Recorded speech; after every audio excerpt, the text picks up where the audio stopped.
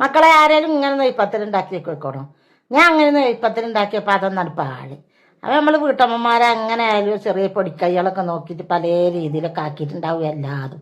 അപ്പം ടേസ്റ്റ് ആയിട്ടുണ്ടാവും. ആദ്യം കുറച്ച് പുട്ടുപൊടി ഒരു പാത്രത്തിലേക്ക് ഇട്ട് കൊടുക്കുക. അതിലേക്ക് കുറച്ച് ഉപ്പിട്ട് കൊടുക്കുക. അതിലേക്ക് കുറച്ച് ചെറിയ ചൂടുവെള്ളം ഒഴിച്ചു കൊടുക്കുക.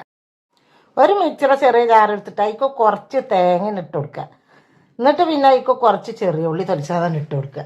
എന്നിട്ട് അതിലേക്ക് കുറച്ച് ജീരകം അങ്ങോട്ട് ഇട്ട് കൊടുക്കുക. എന്നിട്ട് മക്കളെ അത് നല്ലോണം ഇങ്ങോട്ട് ചതച്ചിട്ട് അത് അതിക്കോട്ട് കൊട്ടി കൊടുക്കുക. എന്നിട്ട് നല്ലോണം കുഴക്കുക. പിന്നെ കുഴച്ചിട്ട് നല്ലോണം ഇങ്ങനെ കയ്യിലിട്ട് ഉരുട്ടുന്ന വരെ കുഴക്കുക. എന്നിട്ട് സ്റ്റൗ ഓണാക്കിയിട്ട് അതിലേക്ക് ചട്ടി വെച്ച് അതിലേക്ക് എണ്ണ ഇങ്ങോട്ട് ഒഴിച്ചു കൊടുക്കുക. എണ്ണ ഒഴിച്ചു കൊടുത്തിട്ട് എണ്ണ ചൂടാകുമ്പോൾ നമ്മളെ കയ്യിൽ ഇങ്ങനെ പരത്തിയിട്ട് ഇത് എണ്ണയെ കണ്ടിട്ട് കൊടുക്കുക. നെയ്പ്പത്തിൽ അടിപൊളിയായിട്ട് റെഡി ആയില്ല. അപ്പോഴാ മനസ്സിലായി ഇത് പണി പാളി. അപ്പം നമ്മൾ വീട്ടമ്മമാർ കടന്നു ഉരുളണതാണിത്. അതിൽ കുറച്ച് ചെറിയ പഴവും കുറച്ച് ശർക്കര മധുരത്തിനോട് ഇട്ട് കൊടുത്തിട്ട് നല്ലോണം കുഴക്കുക. എന്നിട്ട് കുഴച്ചിട്ട് നമ്മൾ ചെറിയ നല്ലോണം കുഴക്കണമല്ലേ. എന്നിട്ട് ചെറിയ ഉണ്ടാക്കിയിട്ട് എണ്ണയിൽ കണ്ടിട്ട് കൊടുക്കുക. എന്നാൽ അങ്ങനെ വരും. അപ്പം അടിപൊളിയാണ്.